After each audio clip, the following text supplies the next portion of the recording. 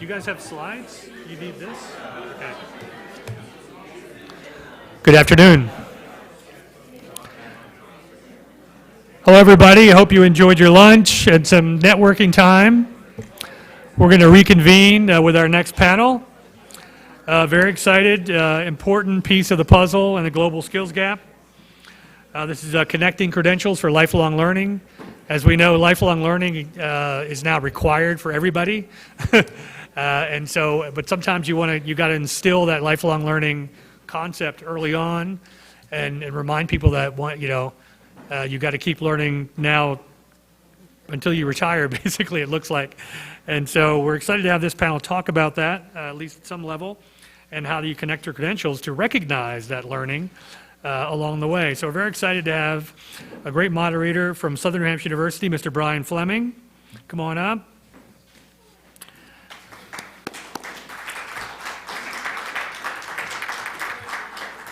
And we've got Omowale David-Ashiru from Nigeria, the country director for Andela.com. And Mr. Marc Singer, Dean of Undergraduate Studies at Golden Gate University, who's also been very involved in open education for many years as well. So come on up. So I'll let you guys take it away. All right, thank you. Good afternoon, everybody. Thank you for invitation to be here. We are very, very excited for this conversation. In thinking about the title, it's an interesting one, and it's an interesting theme to focus on. I feel like talking about lifelong learning and the future of credentials is a lot like talking about the future of the automotive industry. Like, okay, where would you start with that conversation? I think we could probably spend hours and hours and hours just sort of starting to unpack what that means, because it really is, and I think specifically when you talk specifically about credentials, there's something to that. It's a very loaded concept, particularly within educational institutions, because it really strikes at the core of what we do. And it is a conversation that I think prompts us to think, not just about sort of the certificate or the piece of paper that is issued, but all of the learning that goes into that, and the aim and the purpose of that learning, and what it is that we are trying to do, particularly as we think about the credentialing space. We have a really, I think, rich conversation teed up here. You will see we do not have slides. This is just kind of a freewheeling discussion, and want to definitely invite folks from the audience, once we kind of kick this off, to chime in with some questions, and we'll kind of see where we go from there. But I'll start with a couple of questions, and then we'll open it up, and then just kind of move around. I know we have quite a bit of time as well. So my work is in digital credentials and innovation. I work at Southern New Hampshire University in an internal consulting group that helps our university really think about new and emerging spaces, new business models, new markets, et cetera. And so micro-credentials and badging and all of these different pieces have been of great interest to us for a number of years now. Having spent a lot of time in this space, I have to say the more I research and understand it, the less I feel like I know. I find it to be a very confusing conversation. And I find it to be confusing because it seems to be, at least currently, kind of manifesting itself in different ways depending on who you talk to. On the one hand, I think there's a lot of very good thought leadership out there. Like, there's a lot of people that are really worried about the future of the degree, and are digital credentials going to take over, and what's the future of college, and how do we think about. So, I think you can read Wall Street Journal, New York Times, and you can catch just a slew of perspectives out there. I see that as a very kind of high-level discussion. I think it helps us to understand the mechanics of the discussion and kind of what the key issues are. I think that conversation does very little by way of actually advancing ideas that institutions like ours and organizations like ours can actually do a lot with.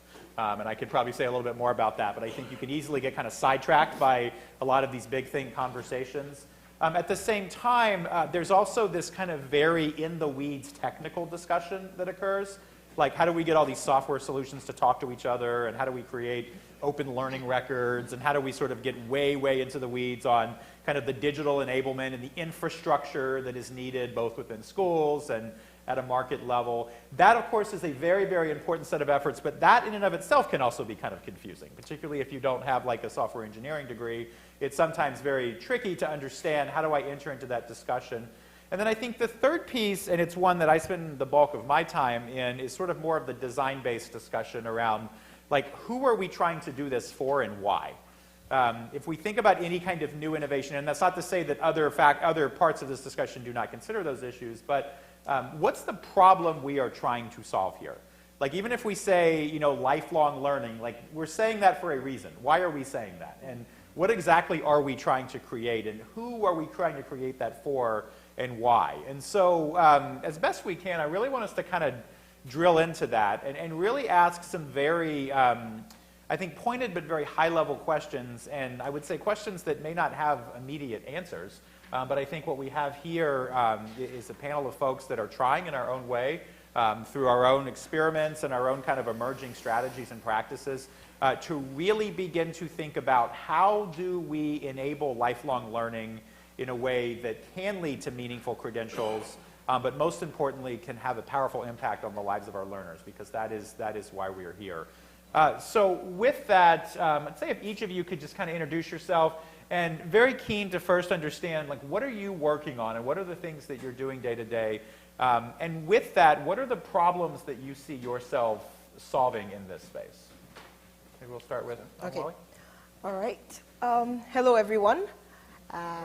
Thank you, Saylor Academy, for inviting me here. I've been talking with a lot of people, and I'm really impressed about what Saylor Academy is doing and what a number of the individuals here are doing. I think there was an organization that was talking about working with people who had been homeless or something like that. Really, really impressive. So the one thing I also smiled about is this room is filled with a lot of educators. So I am not an educator, and so it's interesting that we're here. But I think why Andela is here is because we have also realized, just like Brian was talking about, lifelong learning. In fact, that's one of the things that we say.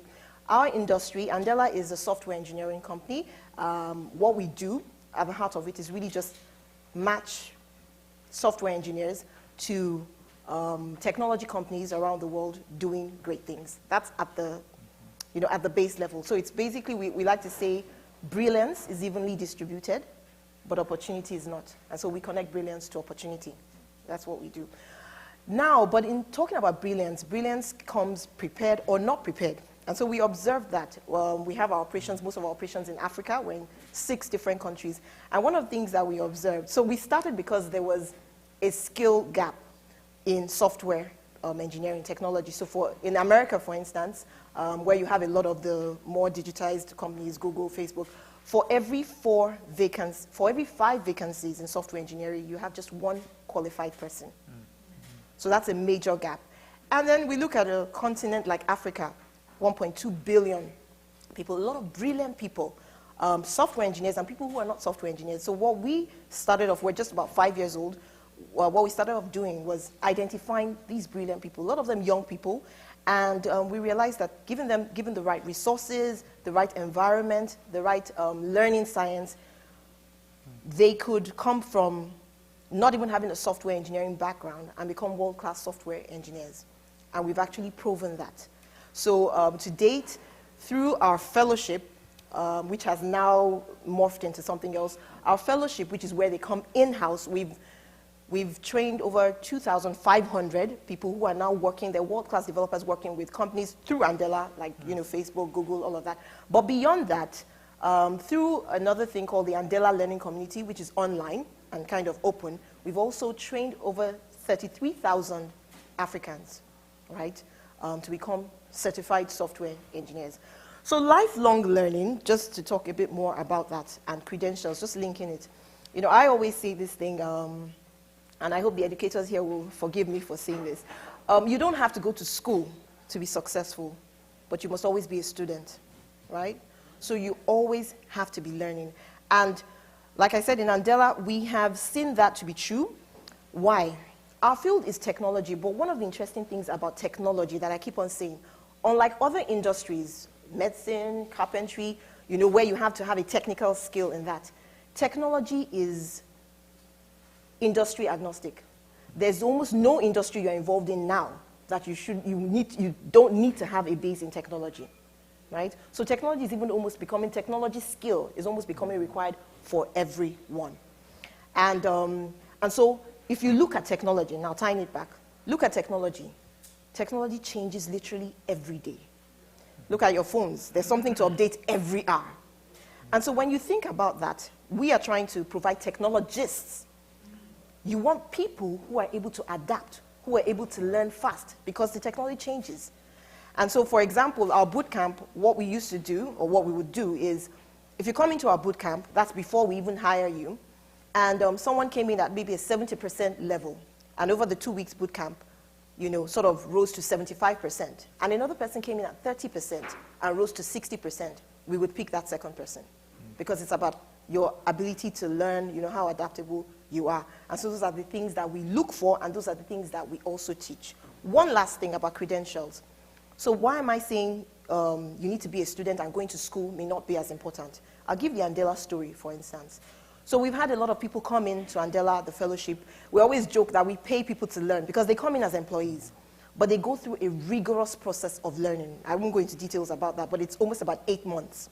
In that time, they're not bringing in any revenue to Andela, right? But they're learning. They're doing simulations, they're doing apprenticeships, they're doing all of that. And then they eventually get placed with companies and they're working. Recently, we changed our model slightly, and we had to let go of a lot of these brilliant junior engineers who had trained with us and were working with us, about 420 across 3 countries. The amazing thing was we had over 100 companies reach out to us. Everyone wanted to hire them.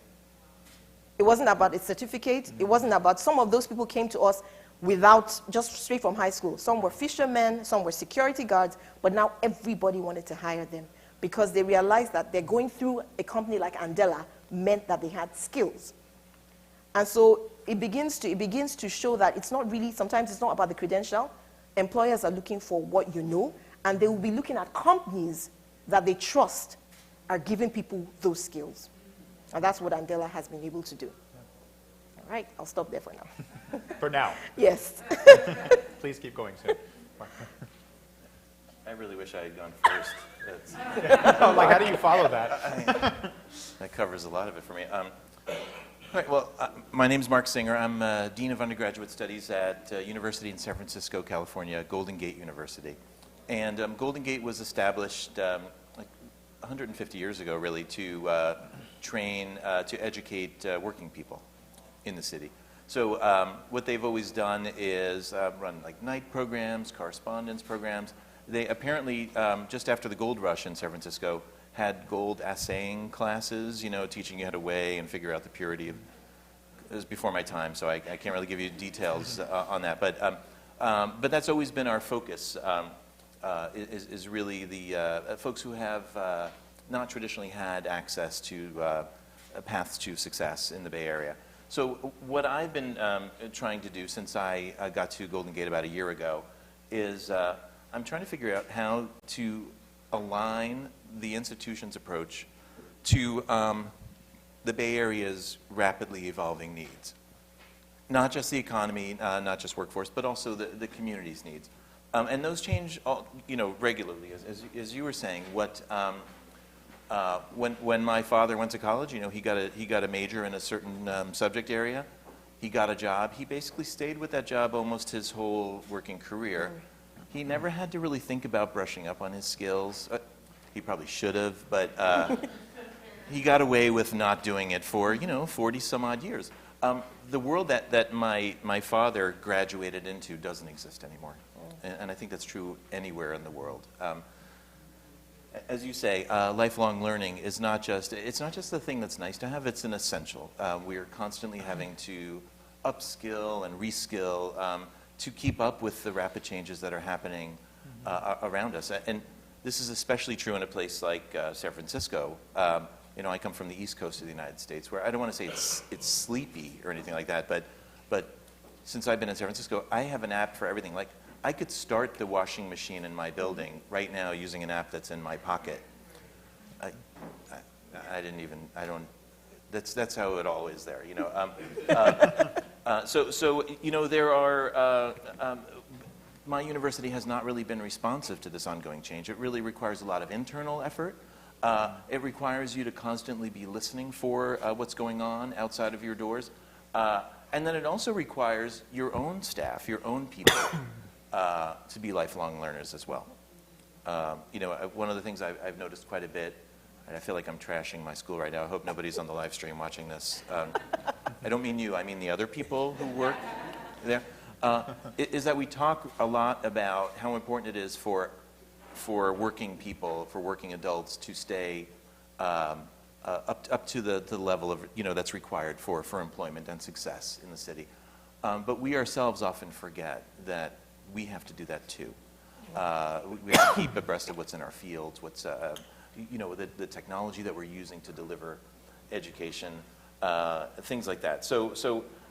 And even if you have the technical skills, which your employer, my school is right across the street from Salesforce. We rent a building to Fitbit, which is right, I can see them out my window in my office. Zillow is across the street. Slack is around the corner from there. Facebook and Twitter are down the street from there. They can do all the technical training. But I'm getting to the point of what this panel is supposed to be, these lifelong learning credentials. What they don't necessarily know how to do is think about interpersonal skills. What some of us might call the soft skills or durable skills, ethics, effective communication, that sort of thing. And if you've read anything about some of the tech companies in San Francisco in the last few years, you can see that some of them are challenged in exactly these areas that I'm talking about right now. So our mission, my mission has been, and the university's mission, they align nicely, I think, is to think about how to combine what we usually do at a university, formal learning, if you will, with other ways that people have learned, informal learning, which is the sort of everyday experiential learning, but also non-formal learning, courses or training programs that you've done elsewhere. And my goal is really to think about how to bundle those together, how to make them talk to one another, so that we can acknowledge what our students, our learners, are capable of doing, whether we taught them how to do those things or not, and how to really prepare them to be successful for whatever their goals are. And that sounds like a pretty straightforward thing. You just take this learning and that learning and add it, and it all comes out to one big pile of learning, I guess. I didn't really think through whatever I was going with that. But it's actually really hard, because there are questions I think we'll be talking about here that really are about the challenge that all of this poses to existing structures, to authority on a number of different levels. So I teed myself up for a question about that later. You did, yes. Right. It's a perfect segue to what I want to drill into, I think, is that, if I think about both of your work in this, you are both coming at this from, and I'm coming at this also from a university, maybe a slightly different university, is, first of all, why would we sit down and talk about this together? I guess it's like one question. I know that sounds a little existential, but like, what would bring a university, a company, an organization like Andela together to talk about this issue? And I think one of the things that is a question that I'd love to just kind of explore is a bit is, from your vantage point, why would your organization care about this? And I think probably a little bit more specifically is, what unique role do you think each of your organizations, and then I'll say a little bit more about mine here in a moment, play in helping our world evolve its notion of what credentialing means, and really in driving these kind of visions for lifelong learning that we're talking about? And again, that's a very, from your unique type of organization, what role do you see yourself playing? Okay, I think first of all, I'll talk about the global skills gap, then maybe credentialing. So for my organization, what is the global skills gap, which is why we're here? It's just basically the gap between what employers expect employees, the skills that employers expect employees to have, and the skills that employees or job seekers are actually being trained on or prepared for. And we realize there's a gap. Everybody realizes there's a gap, a growing gap. And that's what the world wants to do. That's what we all want to do. Educators want to close that gap. I don't know if that gap can actually be closed. So what I like to say is we want to build a bridge. And for me, for an organization like ours, that's why I talked about connecting brilliance to opportunity. So it's that bridge. That's where we see ourselves. I think the one thing I would want to point out is, like I said, the room is full of educators, and traditionally when you're thinking about this and the skills gap and what to do, you would always look at educators. So I guess I'm trying to say it's not only educators that are going to close that gap.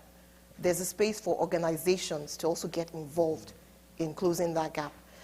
Probably even, well, I wouldn't say more important, but a very important role, because using Andela as an example, you could go to school and spend 4 years doing your software engineering and then get your certificate, right?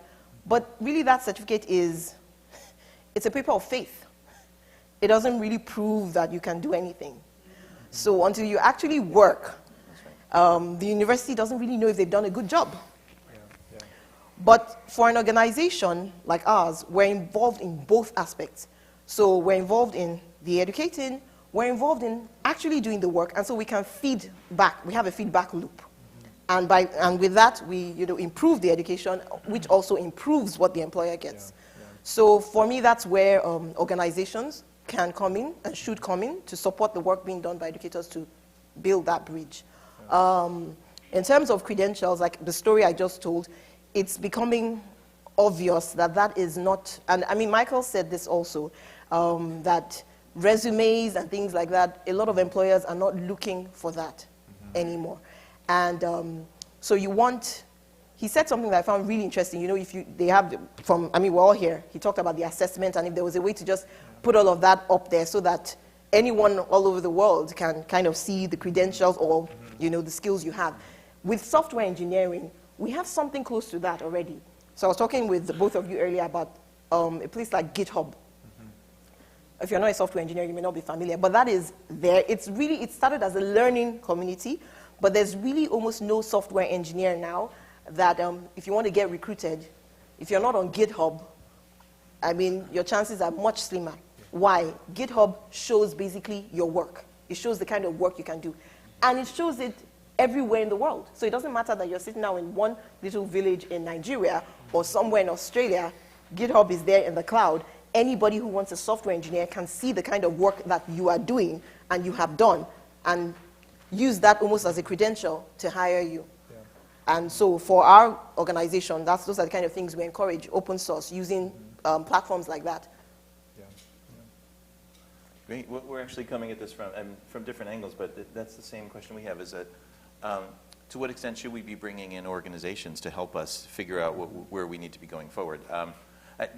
Again, as I mentioned before, universities have traditionally been the place where the authority about, like, this is what constitutes important learning resided, And that probably carried us along for a long time, but as we're not always the ones who are most alert to the changes that are going on in the world outside of our doors, We often refer to what's happening outside of the university as the real world, and that's a real problem to think of it that way. I mean, one of the things that I really think is great about an adult-focused institution like Golden Gate, not to plug them necessarily, is that wall is really blurred. That boundary is not as clear.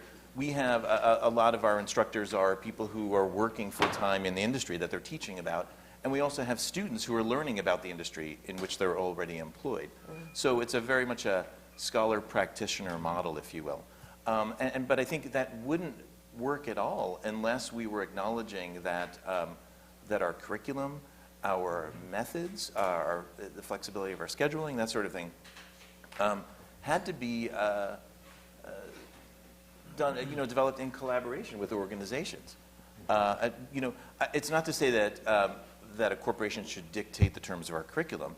I would like to think there are some things that we do know about pretty well, but the direction that should take, or the idea, like, who, at what level in your organization is ready for this, or could benefit from an approach that higher ed can provide, is really essential. And I want to say also about that also means, as Omowale was just saying, that the degree itself, while it's always been sort of the currency, it's a kind of currency where if you really think about, like, what does it represent, it's just, depending on the school, well, you're really good at quizzes and papers, which you might be able to get a job in after you graduate. I don't know how many of you give quizzes as part of the work responsibilities in your office? Nobody. So, so really an approach that takes into account sort of authentic assessment, competency-based approaches. And that's what's really great about these sort of credentials, whether you call them alternative credentials or micro-credentials or anything else within that whole ecosystem of credentials. We have to think about ways to really identify the things that are valuable to the individual, but also to their employer and to their community. Yeah, and I think from SNHU, I think very much going to share that commitment. An institution that is primarily, though not entirely geared towards working adults, folks that in most cases have some college, no degree. They've sort of been various starts and stops throughout the course of their life and their career. One of the challenges I think that we continue to encounter, and it's one that I'll say a couple words about, but I want us to kind of think about, is that when we say working adult, of course, what it means to work today is also kind of changing quite a bit. You had mentioned before kind of this notion, we call it skill transferability, which is, you are a technologist really irrespective or agnostic of any industry. So I think that puts institutions like ours in a very unique advantage, but also sometimes a disadvantage, because I think we have to really evolve our notion of what is the future of work and how are we thinking about this. And I think this is where, Omowale, you bring a very rich perspective to the conversation, because you really are very close to the working lives of your employees and your learners. But it's a question, and it's one that I think all of us need to kind of think about, is not to tread lightly on some of these words, because they mean a lot. When we say employment, when we say employer, when we say work, there's a lot going on there in those statements. And I think one of the, and you had mentioned before, and I just want to kind of have you just sort of expand a little bit, is, and again, this is a challenge that we're grappling with at SNHU, is that, so we say we serve working learners or working adults, which is a very important phrase, but it's also kind of a weird way to describe somebody, if you think about it, because it's almost defining them by what they are not, or relative to some sort of traditional notion of a college student. But we've also increasingly been focusing on this notion of the working learner. And you had said before a phrase that I don't want to lose sight of, someone who's getting paid to learn. And this is something, this is a signal, this is a trend that we're seeing. It's not someone who's, learning and then somehow after the fact connecting it to their work. It's not someone who's working and learning and then kind of doing those in some sort of awkward tension. It is literally someone who is working while learning, and in many cases getting paid to do that activity. And I'm just curious if you could kind of expand a little bit on that concept, and then if you have any thoughts you want to share. Okay, so I was talking about our fellowship model, and we have tweaked that a bit, but that's where that phrase came from, because just like I explained, we had people who were employed. So if we wanted to be, and I think we kind of stumbled on this. If we really wanted to, look at it, we could just start a training institute and be training people, right? But that had a lot of hurdles to it, and again, your certification, credentials, and so we thought, you know what, why don't these people just come on as employees? We realized that they don't have all the skills yet and will not be able to generate revenue, but they are employees. And so we sort of look at it as an investment, right, upfront investment. And so that's where that, paid to learn comes in. Yeah. So you are there, you're learning, but then the learning is also now, because you are an employee, there's a difference in, if you see yourself as a student, right, in a school, and versus seeing yourself as an employee, it brings a different kind of mental attitude even to the learning. So these people come in as employees, but technically what they're doing every day is learning. They're learning on the job, they're doing that, but there's no pressure about bringing in revenue. It's really, why you're here as an employee is to learn these skills that we believe would unlock a lot of things for the company and for you. So that's where that came in. Like I said, we've modified that model a bit, and I really want a lot of organizations to be able to do this. We've had to modify it because, again, one, in terms of scale, we wanted to reach about 100,000 Africans by 2020. Now, the physical fellowship or coming into our organization, there's only so many people that can actually come in to work and learn, right? And so we needed a model that would be able to scale across countries, across geography, and across walls. And that's when we started looking more at the Andela learning community, which I spoke about earlier. Sort of the same thing, but then in this scenario, you're not coming into the fellowship, you're wherever you are, but you still have the learning facilitators, you have the mentors, you're still building projects and doing work and doing all of that kind of thing. And then at the end of it, have a certificate and you can come work full-time with us or work anywhere else. So we have a mix of both. Yeah. Any thoughts? Yeah, a bunch of them. I'm trying to figure out how to. About this question of like working and learning at the same time. Before, when I was talking about how much universities probably have to change to acknowledge what's going on in the real world, I think part of our mission is also to explain to employers how much things have to change on their side. And so there was, in my previous job in New Jersey, we worked with one employer, a large insurance company, that was really hesitant to work with us to develop credentials or to offer credit for the training that they were doing for their employees. And their rationale was, if we do that, then these people will want to get degrees and then they'll leave here. And whereas we can keep them here. They might learn something. Yeah, no. So we don't want this to be generalizable to the rest of the world, And of course, there's that expression where, like you say, well, what if we educate them and they leave, and then the flip side is, what if you don't and they stay? So part of our mission, I think, is really in working with these folks, it's not just meant to be a one-way flow of information. It's really to explain to them the value of having people who are working while they're learning and can learn something in the classroom today and apply it on the job tomorrow, and then or test it out and see if it works, and then bring that back to us and to share, yes, this or did it or did not ring true.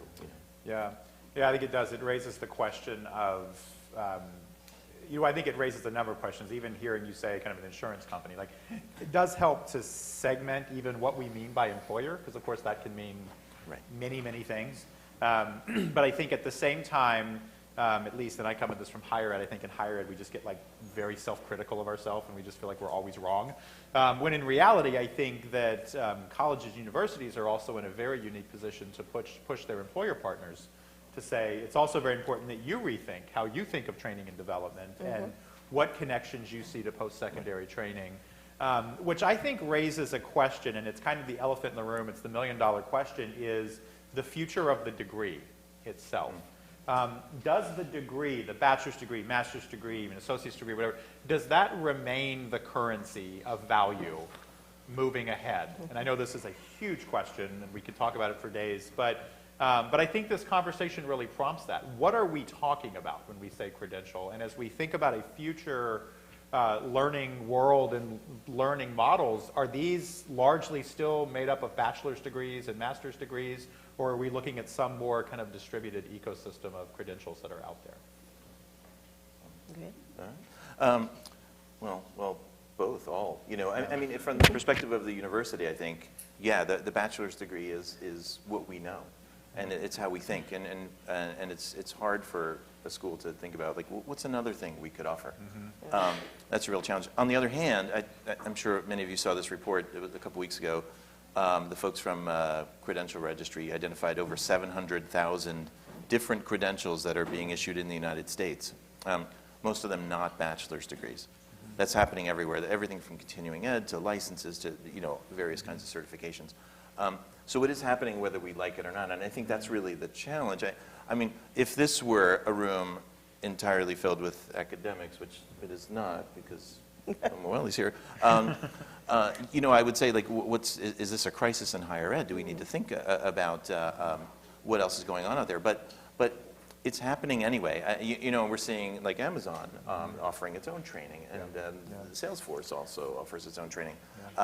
So it's really incumbent upon us to think about, is there a role for universities and colleges to play in that, or whether it's to connect to those things, which I think was supposed to be thing we're talking about, or to offer those ourselves, or are we just there to sort of brand things as valuable and not valuable? Yeah, I agree with you totally. I think it's going to be shocking to say, degrees and all of that are being phased away. I don't think it will happen overnight, because there's a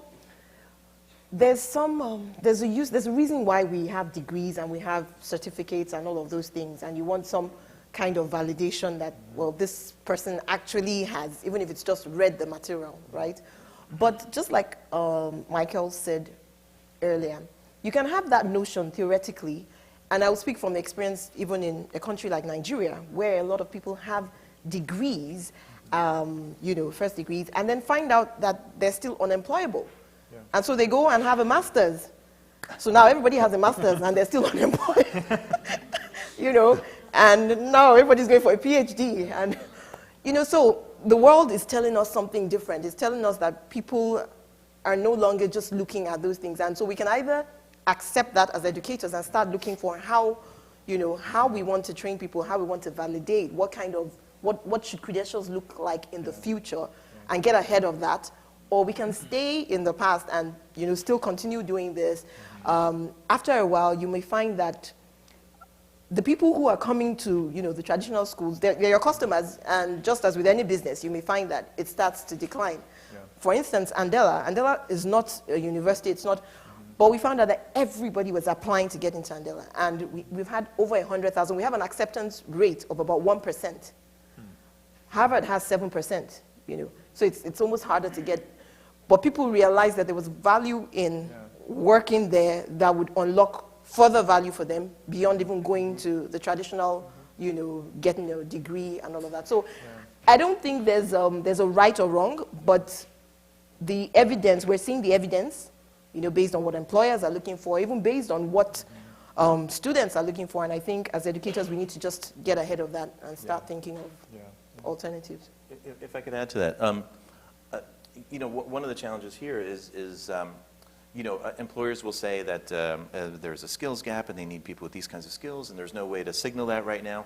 I'm not totally convinced, and the data I've seen suggests that not every employer is going to embrace a certificate. That no matter who it's issued by, they'll recognize the value of Andela because of reputation and some of the past results, but it's not clear that people will recognize these credentials as evidence of the very thing that they're looking for. And so I think there's a lot more, dare I say it, education that needs to happen to make clear what these things represent, what they signal. Yeah, I think the signaling is an interesting one. We have done a project for the past couple of years funded with Google.org to deploy a digital learning platform that we ended up acquiring called LRNG into communities to work with low-income youth, opportunity youth. And part of it has been to both, we chose to lead the experience not with content, but with assessment. So it's actually a digital assessment platform. It was premised on the notion that someone who is, let's say, 27, currently working a couple of jobs, may not have a high school diploma, but you can't tell me that person doesn't have high grit and perseverance and situational awareness, all these sort of soft skills that we talk about. And so we have created a soft skills assessment platform, a game-based platform, be taken by youth, and then issued a digital badge as kind of a credential, and then we're doing this in partnership with Target and a couple of other big employers. But what's been interesting about this, so we did, because we love to just research everything to death, we did a quantitative analysis around the efficacy of the program. We did a huge qualitative study where we actually talked to a lot of youth and kind of said, well, just tell me about your experience and this kind of thing. One of the pieces that stood out was you all put Southern New Hampshire University on the badge, which I thought for us wasn't a question. I mean, we put SNHU on everything, and when you come to SNHU, one of the distinctives of our model is that you get the same degree no matter how you go about it, right? So if you're learning online, if you're learning on campus, if you're learning in one of our refugee education programs, you get the exact same diploma that any of your other fellow learners will learn. But this digital badge, which is a non-degree credential, said Southern New Hampshire University, and this particular, it was a pretty sizable amount of people said that meant so much to me that a university believes in me. Yeah. And that a university is willing to affix its name to my resume or to my credential. And I thought it was an interesting, idea around kind of this notion of the signaling effect that occurs. And one of the questions, of course, then is, and I know it's one that we wanted to sort of talk about, was as we think about this future learning ecosystem, how do we see learners and workers or working learners signaling their skills and credentials to the marketplace? What are the ways in which you see those activities occurring? It's largely online, social media, but just kind of curious your thoughts. I know you had mentioned GitHub earlier. Yeah. Would love to just kind of think through that a little bit more together, as ways in which skills and credentials would be signaled to employers and to the marketplace. Well, I had given that example because, again, I can only speak for software engineering, and it's really things like that. It's open source, it's online, it's software engineering. Again, just to be fair, is a bit unique because it's something where it's based on what you've done. Yeah. So it's not something that you just read. Like I said, it's changing every day. You've done. Yeah. So it's something you've done. And so for the software engineering, the way you show your skills, your resume really is about what you've done. And so you have places like GitHub where you're actually showing what you've done, or Medium.com. They're all online. And that's really the future for software engineering. Yeah. I don't know that that would be the case for other industries.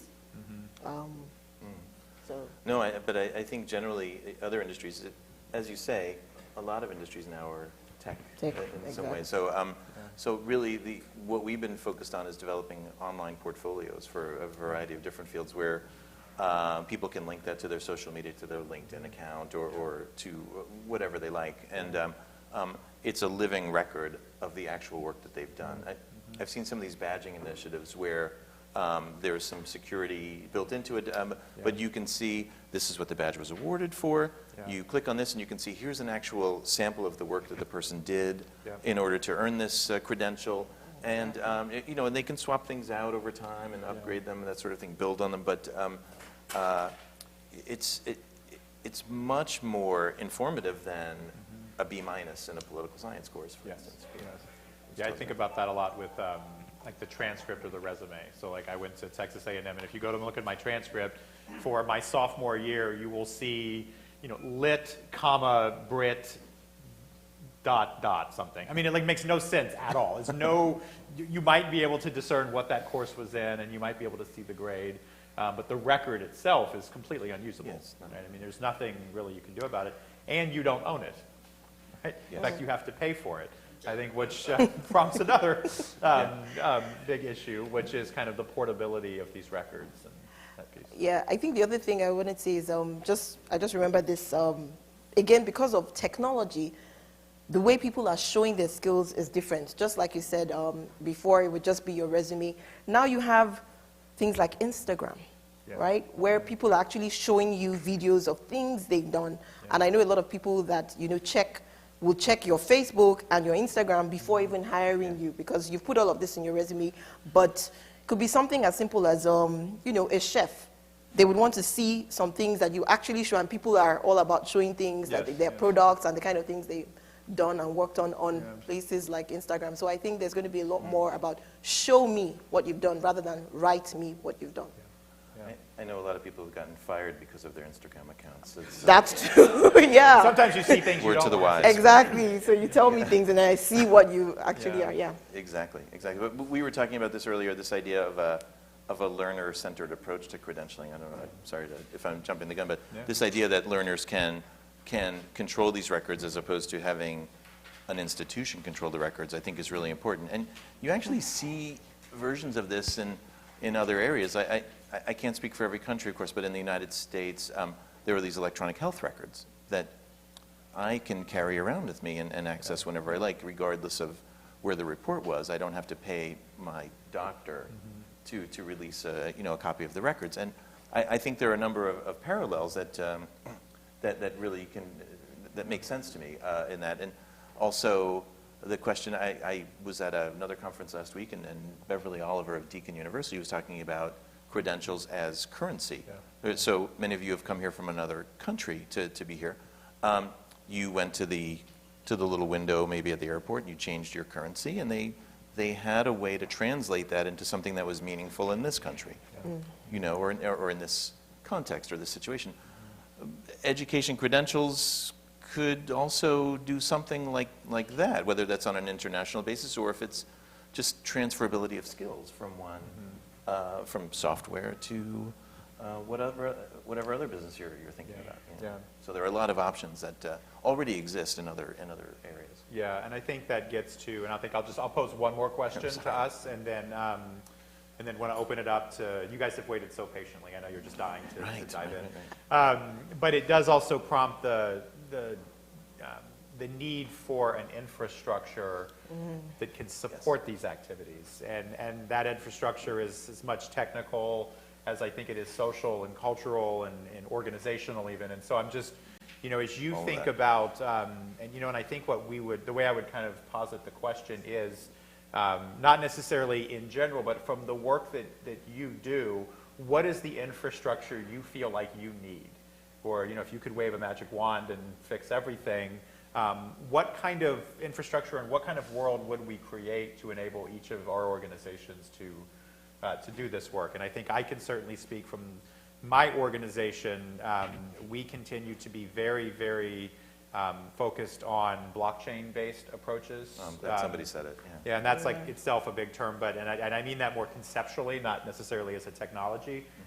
The way in which you can build these kind of interoperable, immutable records and networks, I think, is a very interesting. If we don't have that, and I think Michael had said earlier, there's sort of a parallel to that notion of this thing sitting here that has all this computing power and it's not doing anything. It's like we had this completely untapped distribution network and way in which we can, I think, ourselves better play within the ecosystem of working and learning, but also support the pathways of our learners. But I think that is one that is, I think, very, very critical. And another piece, I think, is the standardization of a lot of what we're talking about. And standardization itself can be a messy and sometimes controversial approach. But we need it. I'm just thinking of your example, like I'm looking at an outlet right now, and I know outlets are different in different countries and that sort of thing. At least here, you know, if you have something you have to plug in, like chances are it's going to work, right? That's standardization. That's very valuable. Industries miss out on massive amounts of scale based on a lot of ingenuity but no standardization. And so I think that it becomes a very, very important piece, and I know there are certainly those are a couple of kind of key areas, but just kind of curious from you all's vantage point, what would you want to see happen to enable a lot of this work? Well, I think you already picked what I wanted to say. And like I said, software engineering, I think, is a bit ahead of the game. Credentials are still important. Just like you said, you need, and I like the analogy you used about currency. It's one thing to take your currency there and somebody is able to exchange it for something because they know the value. Versus I come with a currency and just give you a currency that you don't recognize, you don't know what it's about, and I insist that you exchange it for something. So we still need that infrastructure, if you would say, and just using the example of software engineering, which is sort of ahead. I gave the example of GitHub. I'm not trying to promote GitHub or anything, but because you know, that's kind of, it's universal. It's one infrastructure. It has the security. So you talked about blockchain and all that. Like things you do, what you put there, it tracks it. It has versions. You can't go there and, you know, manipulate it. And so that's why people can trust, you know, that if I go on GitHub and I see a software engineer, I can use that sort of as a credential, right? So for other industries, we almost need something like that. That is, the world is a global village now, and so it makes almost no sense. You know, you're a medical doctor, and this happens. You've trained, you've done all of that in maybe the UK, and then you come to the US, and you sort of have to start all over again to prove it to them. So there has to be some kind of standard and infrastructure that is that recognizes that the world is actually now a global village. That's what I would like to see. Yeah, it's funny. I was thinking about it from a much smaller scale thing, because I'm thinking much more about the unique needs of the community where my university is, you know, and maybe using that as a building block toward what you're talking about. That, but for me, a lot of what's missing and what's needed is credibility, trust. So if I just throw a new degree program over the wall, it may or may not address the issues that that people in the community really need, are interested in, or what they're looking for me to address. So I do feel as though there has to be some work done at the more local scale, where we're saying, what will this tell you? What do you want it to tell you? And I really think this skills gap that we've been talking about and we'll talk about later in other sessions is certainly there, but it's also very much, or in addition to the skills gap, there's really a confidence gap that I think is just as big a problem. How do I know that this means the thing that you say it is supposed to mean? And so to really build that confidence, I think it requires, I don't want to say we should all get together in one big room and hash it out and not leave till we're done, but something like that is probably necessary so that we make sure we're at least all speaking the same language. Yeah. And so from there, you're right that it should be translatable so that if I go to a different city, it should be meaningful. But I don't know how to start except for right there in my neighborhood, really. Yep. Yeah. Though I do like the idea of all getting in one room and figuring this out. Yeah. I do sometimes wonder, like, if we just all got together for a weekend and Exactly. Yeah, so ordered a few lock the pizzas, door. we could probably solve this. Yeah, so we're not going anywhere. This is a big introduction to us.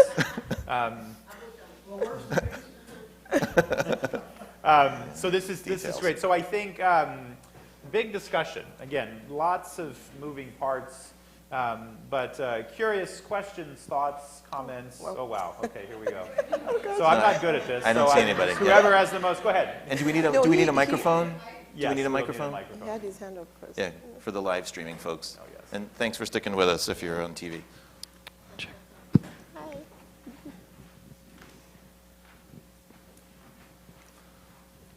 Thank you. Very nice discussion. So we were all listening carefully even after a great lunch. I have a comment as well as a question. My comment is as follows. Like, we are talking about lifelong learnings, and it's quite popular. Earn while you learn while you earn. All these concepts are quite popular in India as well. But one of the things that I really wanted to point out is when we are talking about the global skills gap, what we used to talk about gap about 15 years back was very clear. There were possibly 100 skills, and you thought that every student who could have good presentation skills or could communicate well or had knowledge of numbers would be successful.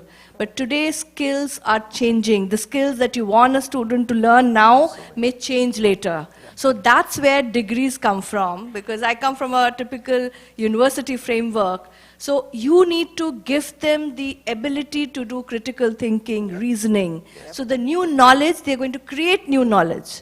So where I really feel that rather than talking about only the gap, I think we need to discover the latent, capabilities and competencies in individuals. So that's where degrees come in, So they give you the foundation to do things.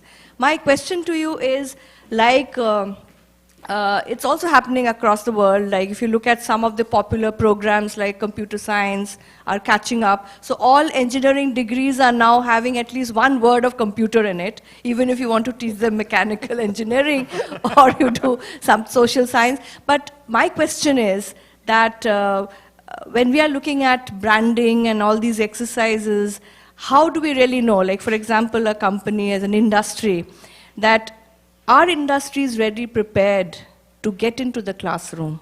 Because the biggest challenge that we see is that industries have no time while they're very careful about selection and talent search. However, are they really getting into the classroom? Can we think of creating centers of excellence where there is an industry partner who work closely? So I think I leave it because it's a thought which I have, and that's what I face constantly as a university, that how do we bring in that? That's the gap. Yeah.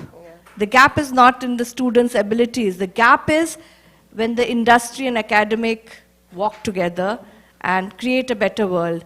I'm possibly looking at issues like, say, environment, which is a big global challenge. So social entrepreneurship is a global challenge. So kind of where industries can come together. So my questions to any of you. I can take that. Like, I had this question. Okay. I was wondering if someone could answer it. So you're absolutely right. And I'm not even sure that it's a question. You've answered your own question. The industry has to, the industry has to come in. The challenge, just like you also pointed out, and I'm using Andela as an example, is when you start a business or an industry, your goal is really not to educate. It's to make profit, right? The people that would help you make profit, are the resources. I think it's about making industries and organizations realize that this goal of making the profit will not be realized if you do not get involved in this other goal. So it's about awareness, it's about linking that and just, making more noise about that. But it also has to be funded. And without going into too much details, I said we had to change our model as well. Because for Andela, we're not a not-for-profit, we are for-profit. And it takes a lot of investment to do this, So I don't know who's going to fund that. The companies certainly have their funders that are asking for, I call it the 3 Fs. You have the founder, you have the funders, and then you have the fans, right? And there's always a toggle. The funders or the investors are asking you for returns, profits, all of that. The fans, who could be the employees and the rest of the world, are asking you to develop people. There's a toggle. Who's going to fund that? Yeah. That's the question we need to answer for organizations to get involved. And if I could add one thing to the thing you said at the beginning about the value of the degree, I did not mean to suggest that I am opposed to degrees. No, and I think what the degree represents, at least in the ideal sense of it, is the critical thinking and all that sort of thing is very important. And I don't mean to suggest that universities should become training centers at all. They can partner with training centers, and we've done this kind of last mile training programs where you add a certificate onto the end of a degree so that somebody has that skill as well as the broader knowledge. But really our goal has always been not just to create good employees, or if it is to do that, it's to create good employees who are also good citizens, who understand the context in which their employment exists and succeeds, and so they have to be able to think about all the different pieces of the puzzle, not just, does this make me do my job better? It's really, can I see beyond my job to whether it's the next job within this company or the implications for the society in which I live. And I would not want to get rid of that. However, I will say that the number of students, prospective students who have inquired about certificate programs at my university just in the last year has jumped 7-fold. And it's because this is a response. So in other words, what we're talking about is a response to demand on their part. They need this set of skills, or they want to be exposed to this new set of ideas that they didn't have before, because their initial goal, their immediate goal is to. I don't mean to be lecturing you. I don't mean to suggest that. They want to succeed in the place where they are, and then my hope is we can use that and leverage that so that they would be interested in getting a more complete education, which would then bring into what they've learned all of these different things. And I would also suggest that one of the other challenges with the degree is that we only think of degrees as valuable if we taught the student every single thing across those 4 years. We don't recognize prior learning, by and large, as institutions. I can't speak for every country. I know some are better than others. But if you meet students where they are when they get to you, then it's not a 4-year proposition we're talking about, which is very discouraging to a lot of people who don't have the financial resources or whatever it is to make that happen. I'm sorry, that was way longer than I expected to say anything about that. No, but the last point was very important. Yeah, and I think your point, I like the phrase center of excellence that you use, because I think that it does, sometimes it speaks to this idea of, like, what's the problem? I mean, I have to say, and I've often said before, I don't think the degree is the problem. I think degrees, in fact, the more I investigate and spend time in the alternative credential universe, the more I actually see value in degrees. And I think that what I don't see value in is sort of a certain time-bound notion of what a degree is. And I think that SNHU has done a lot of innovation around the degree itself. So whether it's competency-based, whether it's 90 credit hours instead of 120, I mean, there's lots of ways that you can go about that. We are one of the few institutions that takes a very, very high percentage of transfer credit. And so that's been a way in which we've been able to do that. I think that there's often this issue of, people say, well, the degree's the problem. I think something else is the problem. I think the degree is just the first thing that showed up on your radar, and so you want to pick on it. I think that there is a lot of innovation that has to occur around that. I like this idea of a center of excellence model because it does also speak to this issue of, when we're trying to execute industry or, cultural change, you're going to need lots of partners to do that. But if everybody has a different KPI, it's impossible to get anything done. So if I'm incented to do a certain thing and you're incented to do a different thing, and we just are all here because we like this idea of lifelong learning, well, that's not going to get us anywhere, right? We have to really rethink our organizational structures, the way in which we are set up as organizations or as collaboratives. And I think that's, again, it's a very powerful model, and I think it's one that I'm seeing an uptick in terms of organizations that are coming together are realizing we need some sort of shared set of understanding. We need some sort of shared set of performance indicators, and we really need to become kind of this center for what best practice looks like and almost take a consultative type of role with different groups that are part of that. But it's a really good question. The microphone's over here. I think the mic is... We have lots of questions. Oh, all right. Could you? Sorry, you're behind the screen. I can't see. I work in industry. I'm not an academic, although I do teach as an adjunct. I've been to Africa several times to give talks and courses. I've been on the hiring side in industry. And when I take the big look from the top down at discussions like I'm hearing here, what I see is a reaction to the proliferation of high-cost, low-quality institutions who print pieces of paper that mean nothing. And people's assumption that all degrees are created equal. They are not. A good example is the Training Institute of Dell. People know the quality, and they come to you for employees.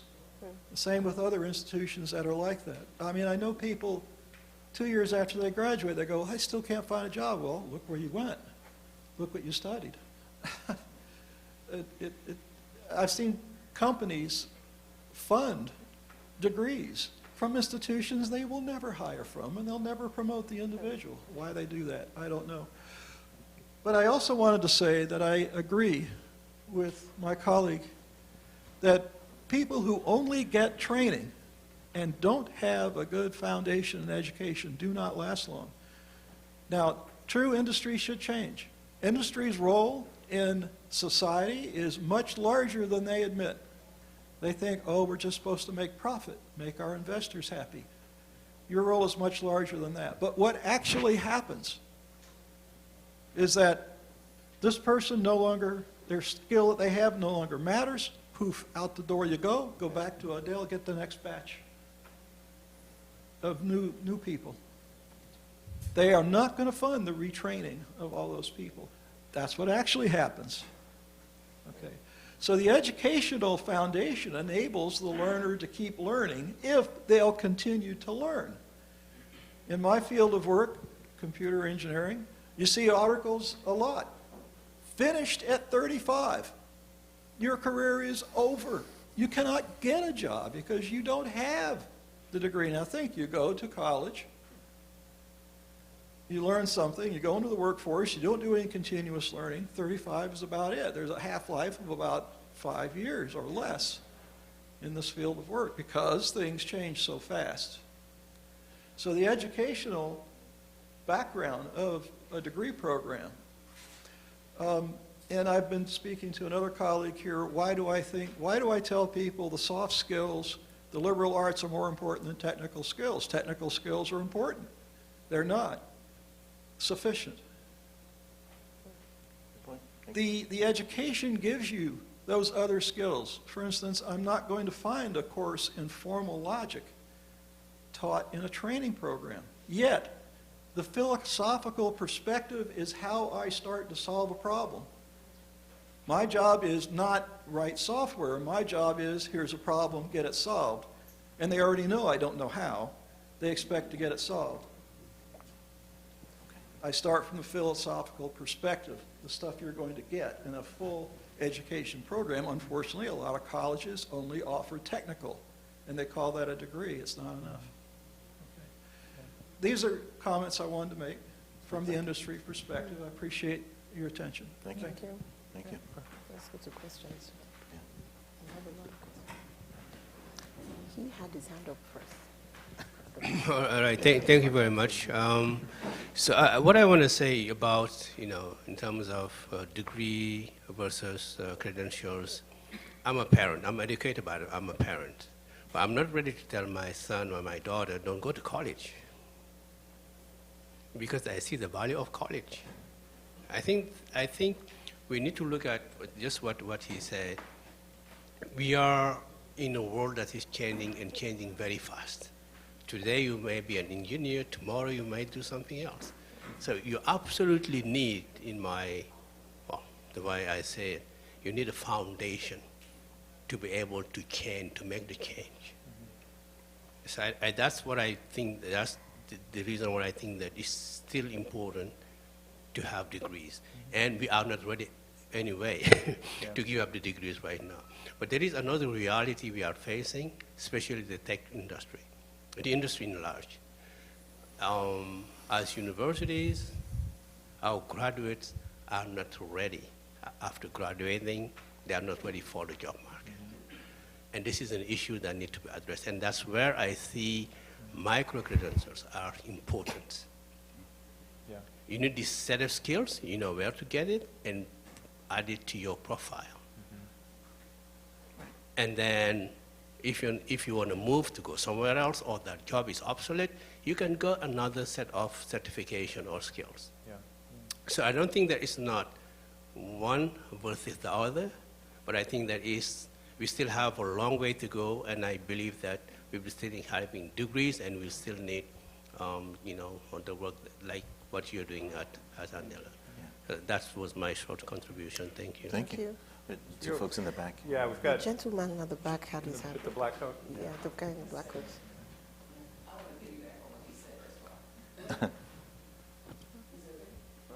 I just wanted to ask, how would that look different, piggybacking on advancing one's career versus changing one's career in credentialing? So I actually want to piggyback on that. That was my question.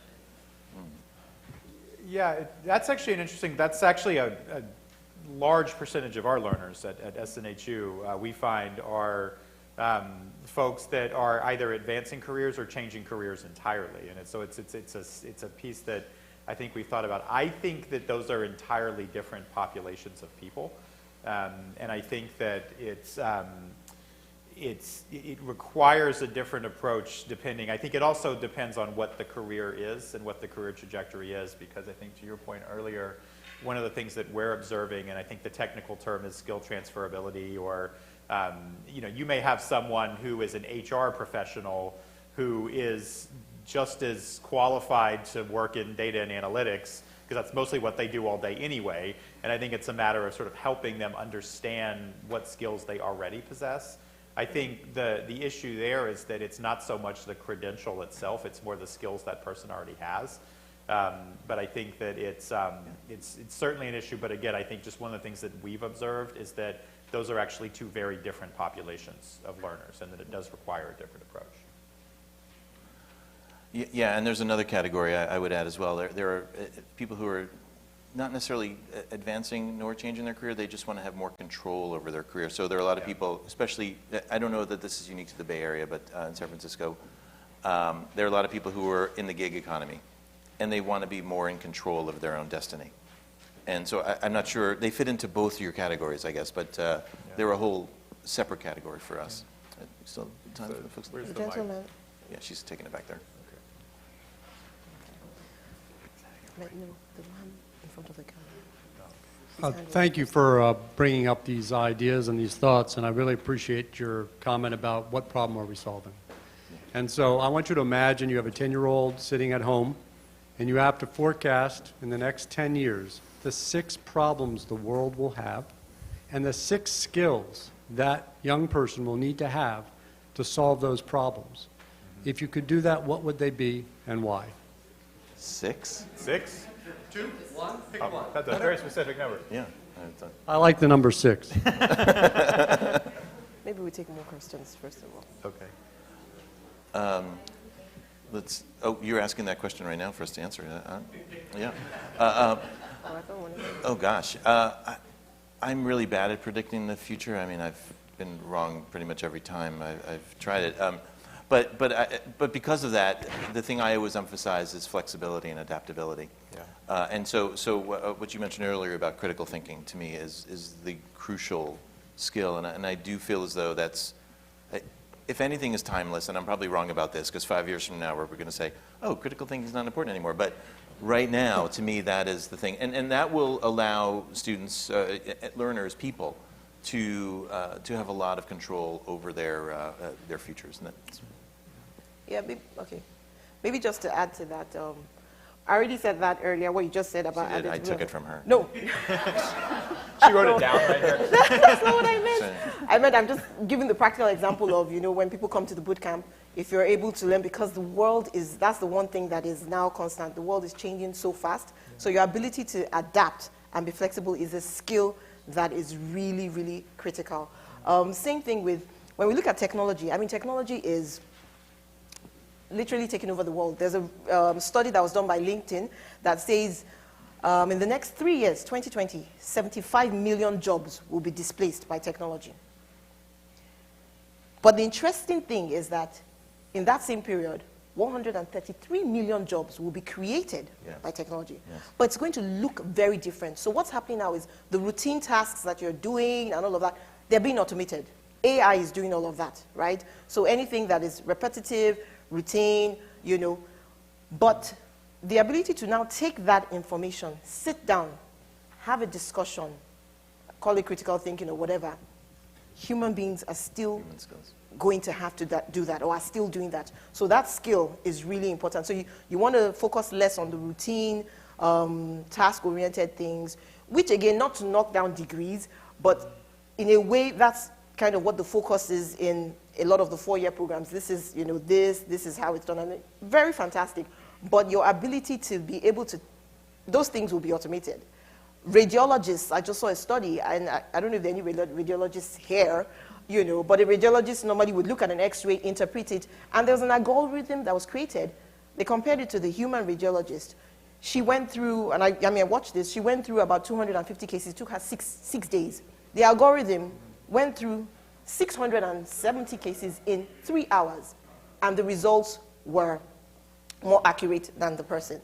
Now, I'm not saying radiologists won't exist, but the point is you have to go beyond what you're doing right now to be able to get the information and then sit down and think with it. Yeah. I think the skill, I think this kind of speaks to this idea. I don't know if it's a skill, it's a little bit more of a concept, but this idea of human-machine collaboration. I think that we're in a world now, but I think we're only continuing to move further into the world where we do not just use machines or even sort of work alongside, we work with and alongside of machines. And I think that the ability, I have a 6-year-old at home, so fun dinner time conversation. My wife and I talk about this a lot. Or I talk about it, she just listens to me. But this idea that we are going to have to learn to adapt our own working practices, even our own understanding of what a skill is, I think it could potentially change in some way. I don't know. Yeah. But that I have to be able to learn to work alongside algorithms and robots and whatever we want to think about in a way that's going to allow me to be productive. And I think there's a lot of interesting cases. There's an ad firm in Japan called McCann that hired a digital chief design officer.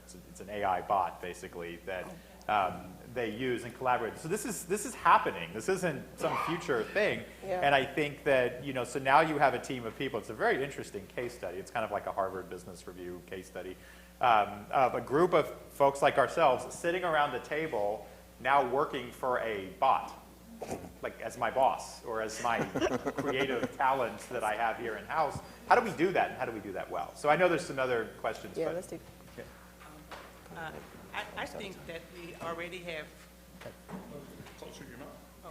I think that we already have 2 models that can be improved upon. One being the model of a physician going through 4 years or 6 years or 8 years of college, also doing the pragmatic portion, while they're going through their didactics. Yeah. So those 2 will not only make sure that they get the academic portion, but they also get the skill sets at the same time. Yeah. That's one model that can be improved upon with technology. Yeah. The other one is the military. The military takes a person who may or may not just have graduated from high school, if that, and can teach them how to operate a piece of machinery that takes sometimes so much technology that you have to like hold your head like this and go, wow, what am I doing? And they make it work. So those two models can definitely be improved upon, but they are working, and they do help to bridge the skill sets. Great, thank you. So now we have time for a few more questions. We have about 10 minutes, so. I don't know, he had a question. Do you still have your question, sir? No. Okay, all right.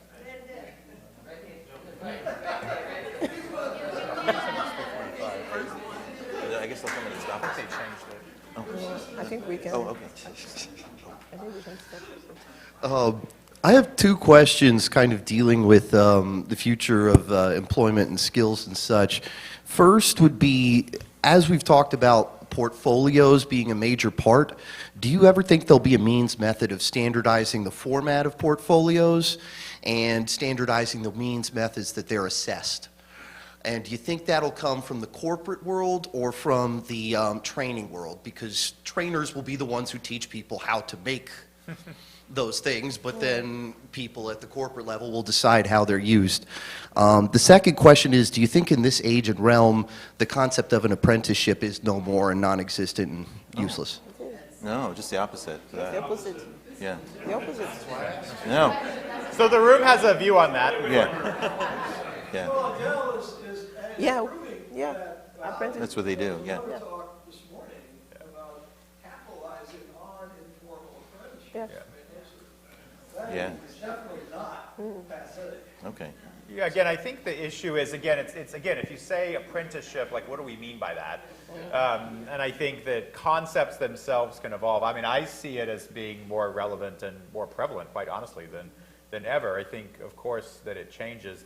I don't want to lose sight of your previous question because it's an important one, and it raises a million other questions for me around who's assessing the assessment tools that we're using.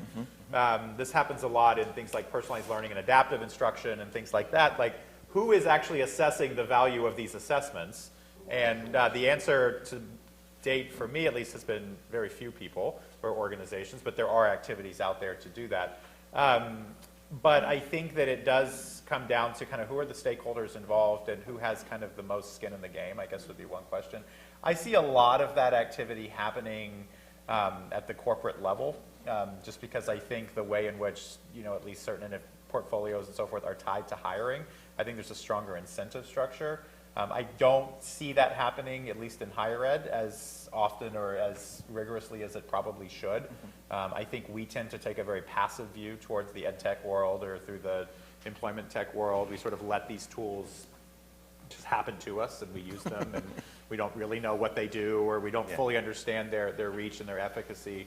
I think that's a huge problem. That's something that I talk about with my colleagues all the time, but I don't really know how to solve for that. But I do think that if I look out into the employment, kind of the large corporate world, or corporations that are very, and certainly organizations that have made the shift to digital in their hiring practices, I do see a lot of that activity happening there. I don't know if you want to add anything. Yeah, the portfolio tool that I've been working on is trying to combine, I'm trying to combine a couple of different things. So there are certain things that are assessed according to pretty strict rubrics that we have decided, and so there's a role for us, we'd like to think, to play. But there's also pieces that are customizable by the learner depending on what their goals are for whatever things they choose to include in this portfolio. So they may choose to say, no, this is an example of my best work, or this is how I want you to think about this work in regard to this kind of a job. And so there's a bit more flexibility, which leaves the assessment to be in the eye of the beholder, if you will. One final thing about that from me, I'm sure you have some thoughts too, is that there are some things that would be hard to assess in a way that would cross boundaries. So if we're thinking about soft skills, for instance, what is leadership? How do you assess effective leadership? Like what that's going to look like, where I am is going to be very different from what it looks like somewhere else. Or what does it mean to be a good team player, for instance? Like, do we all agree on that? We probably not, you know. So so there are some places where I think it would be hard to pin down a specific standard. Well, okay. I think a lot of those standards, if I understand the question, because I'm sort of thinking differently from what they've said, I think a lot of those standards will probably have to come from corporate, because at the end of the day, I mean, you go to school, you do all of that. What is it in purpose of? At the end of the day, it's really to be able to work or to get an employer. So even when you listen to what Michael said earlier when he talked about assessment, he was talking about as an employer, not as an educator. So he was talking about employing people to work in, you know. So I think a lot of that will be driven by the corporate or by the employers. It's just such a qualitative process. Yes. It's going to be hard for Michael to pull a file with a number that says your portfolio's 7 out of 10, for example. Yeah, but he would like to. Yeah, go ahead.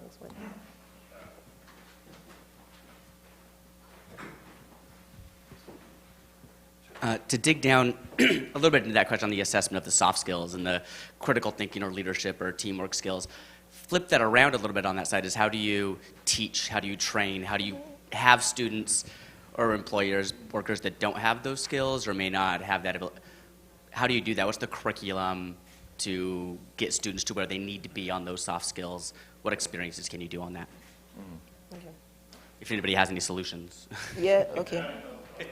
I do.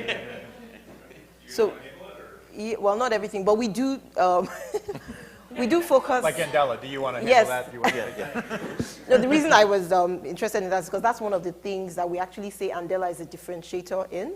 We focus a lot on soft skills. I don't think we started that because we wanted to.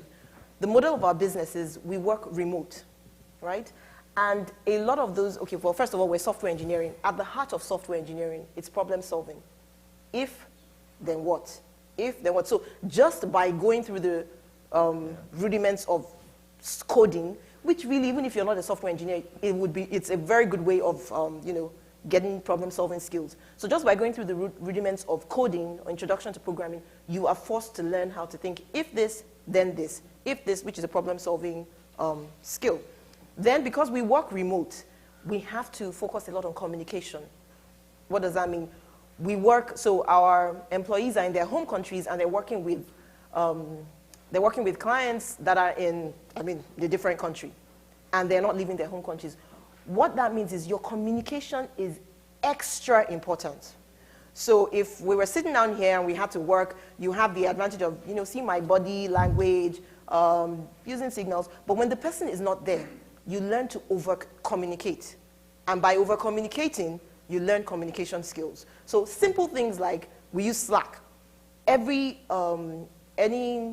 message sent to you must be responded to within 2 minutes, right? Because, yes. So you learn to communicate, so I would be fired. I can't. I know. But so that's the interesting thing about Andelans. Now, where you see Andelans everywhere, they're so responsive because guess what? It doesn't stop at Slack. So text messages, anybody, they respond within 2 minutes.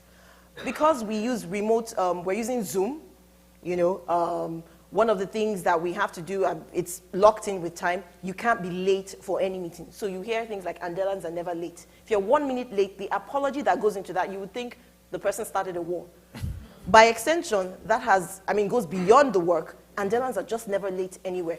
So my point is that we teach a number of those soft skills just because of the nature of the work we do. So communication, problem solving, and things like that. Mm-hmm. All right, so we have 3 minutes. I was told to be very strict about the time, so go ahead.